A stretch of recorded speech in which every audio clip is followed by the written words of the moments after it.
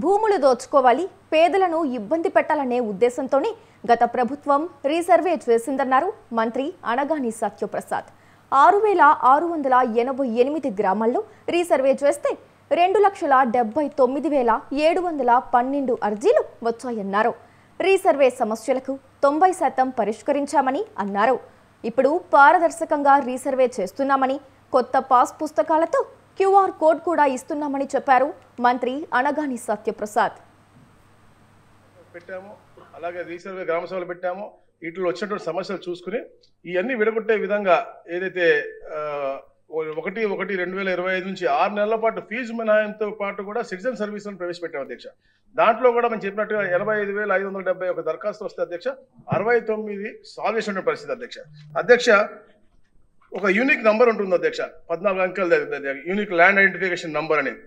అది కూడా ఎందుకంటే చాలా పారదర్శకంగా చేయాలి, రైతులకు ఇబ్బంది ఉండకూడదని చెప్పేసి గౌరవ ముఖ్యమంత్రి గారు పదే చెప్తా ఉన్నారు. కాబట్టి మేము ఏదైతే 21 లక్షల అకౌంట్స్ కొత్త పాస్బుక్ ఇస్తానో దాంట్లో కూడా ఈ యొక్క యూనిక్ పాస్వర్డ్ నంబర్ పెట్టి మ్యాప్ కూడా అంటే ఈ దేశంలో ఏ రాష్ట్రంలో లేని విధంగా పూర్తి మ్యాప్ కూడా వచ్చే విధంగా బౌండరీస్ మొత్తం అంతా వచ్చే విధంగా పెట్టి QR కోడ్ పెట్టి అధ్యక్ష, ఎక్కడైనా GPS సిస్టమ్ ఏదైనా రైతు ఆ QR కోడ్ తీసుకుని డైరెక్ట్గా తన భూమికి వెళ్ళే విధంగా కూడా దాన్ని కూడా ఇంటిగ్రేట్ చేసి ఇస్తా ఉన్నాం అధ్యక్ష.